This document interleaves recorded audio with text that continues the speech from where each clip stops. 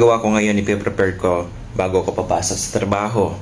Ngayon, pwede nyong gawin ito lalo na kung yung BMI nyo ay hindi na maganda. Hindi mo na isusuot, Cabs, ha? Yung mga paborito mong damit dyan. Pwede mong gawin itong remedy, Cabs, oh. Marami pong pag-aaral nito, kabayan, na highly suggested nila. Okay, maganda ito sa kanilang mga respondent feedback na okay, lalo na kung gusto nyong mag-lose weight. Ano yan, sir? Oh, bili ka chia seed. Oh, chia seed, tubig, at saka lemon lang. O kung meron kayo dyan, basil seed, ayan, ganyan. Oh, maganda yan for satiety. Para hindi ka magkakaroon ng overload, overeating dyan sa mga calories na yan, na hindi naman kailangan ng katawan mo. Ayan, maganda to, Cabs. Lalo na kung kayo, mataas ang blood glucose nyo. Perfect. Ito, lagi nyong dadalhin dyan sa opisina nyo. Kasi itong chia seed din, oh, meron din itong protina. Yung lemon, meron din itong vitamin C. Omega 3, fatty acid, Cabs. Meron din to.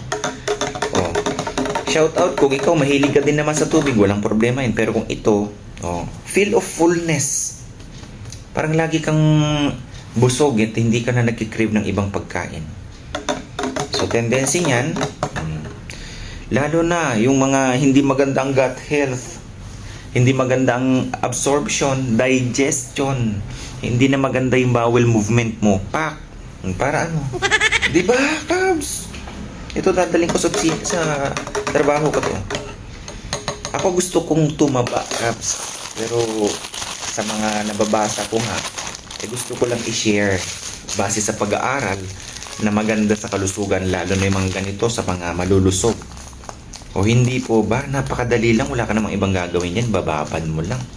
O inumin mo. Okay? So naglagay na kasi ako niyan, chia seed, tsaka depende sa dami po. Ayan o. Nagiging gel na yan, Cabs. So, on the go na to.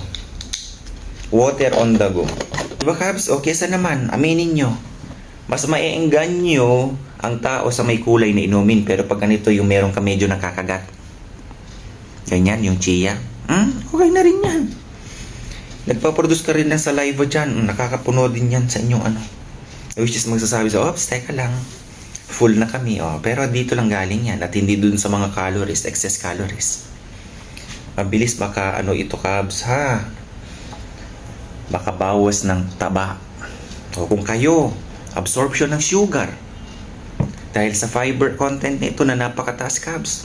Delaying or yung slow down na absorption ng sugar, tendency niyang gaganda blood glucose nyo. Simple, Cabs. Okay, para pa, di ba? Sige, ligo na ako. God bless everyone. Bye-bye.